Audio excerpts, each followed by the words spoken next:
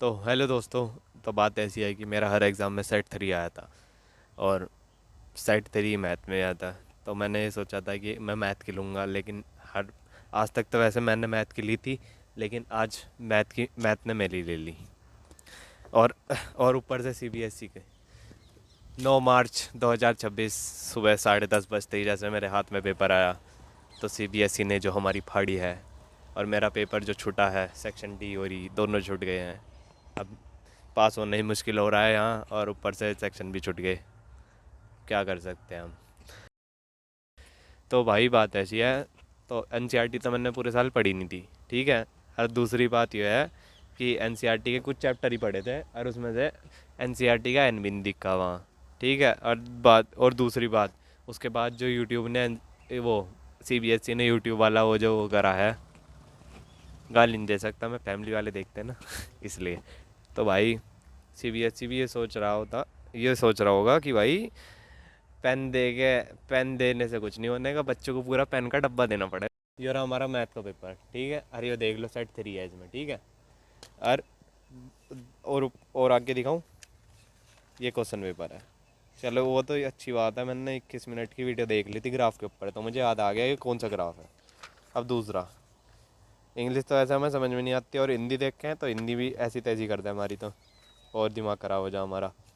अब ये जैसे तैसे करके 1 घंटे में एमसीक्यू ख़त्म हुए। 1 घंटे में मुझे रियलाइज़ हुआ कि भाई मैंने अभी तक एमसीक्यू ही करे, और जो जो सही होंगे या गलत होंगे उसका भी कुछ पता नहीं।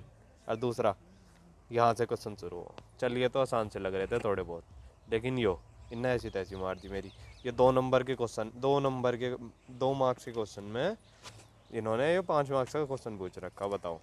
इसमें पहले यो निकाल लो, फिर यो निकाल लो। और और दूसरी बात तो यो है कि यो ही निकालने में 2 पेज हो गए थे मेरे। अब मैं तीसरे पेज में दिमाग ख़राब हो गया, मैं सोच रहा निकाल लूँ कैसे, सारा वेक्टर भूल गया मैं। और यो जैसे तैसे मन करके नींद तो आई नहीं थी इतनी, नींद उड़ा दी थी इनने, सीबीएसई ने। सबसे आसान क्वेश्चन था यो वाला, बस इससे आसान क्वेश्चन पूरे पेपर में कहीं नहीं था। अरे ये एलपी का क्वेश्चन सब सोचा था मैंने कि वो सबसे आसान आ गया पूरे पेपर में, इनने ही ऐसी तैसी कर दी, इसका ग्राफ ना बनने को आ रहा, इसका ट्रू फॉल्स यही नहीं निकल रहा। अरे यो इनने भी ऐसी तैसी कर दी। वैसे ही मैंने पूरे साल प्रोबेबिलिटी पढ़ा नहीं था, और सबसे वैसे तो आसान ही था, लेकिन फिर भी हमारे पे हुआ नहीं। और दूसरा, यो रिलेशन फंक्शन, ये तो मेरा नाता ही नहीं है इससे कहीं भी। चल लियो, तो मैंने जैसे तैसे मैंने बस इतना लिख दिया, put x is equal to sine 2 theta. इसके बाद मैं कर ही नहीं पाया, वो मैडम पेपर छीन के लेगी। और ये सर्कल हो रखे जितने भी, ये सारे मेरे छुट्टे पड़े, और मैंने इसमें से छेड़ा भी नहीं। यो भी सबसे आसान था वैसे तो, लेकिन मेरा दिमाग ख़राब हो गया था क्योंकि मैंने पढ़ा नहीं था ढंग से। और यो इसमें मुझे यही नहीं पता आज तक कि इसमें ये निकालना क्या हो। अगर पता होता तो मैं निकाल देता इसे, वैसे तो बहुत आसान क्वेश्चन है ये भी दोनों।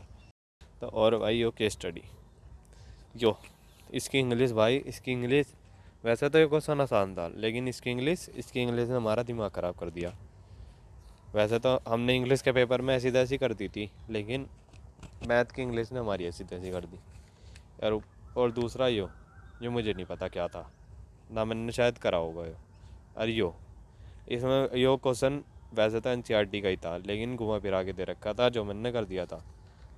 यो भी बस इसका यहाँ तक यो समझने के लिए 2 पेज लग गए थे। इसके बाद ये निकालने के 2 ढाई पेज और लग गए थे।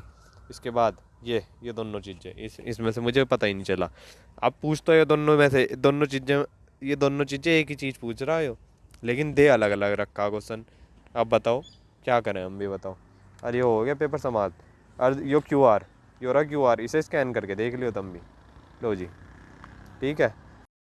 दूसरी बात कि भाई एनसीईआरटी से हमें तो पता था, देख एनसीईआरटी से कुछ आने का नहीं, तो हमने एनसीईआरटी पढ़ी भी नहीं। हमने बस लेक्चर लुक्चर देखे थे, उसमें जो क्वेश्चन कराए हमने कर लिए। उसके बाद का हमें कुछ नहीं पता, ना हमें एनसीईआरटी के अंदर का पता, ना हमें एनसीईआरटी के बाहर का पता। अब हमारा सीयूईटी का एग्ज़ाम है, अब उसमें पता नहीं क्या होगा। बस सीयूईटी अच्छा चला जा, वही भगवान से दुआ है। 70 भी आ जा हमारे बोर्ड में, वो भी बहुत हमारे लिए लाभदायक हो जाएगा।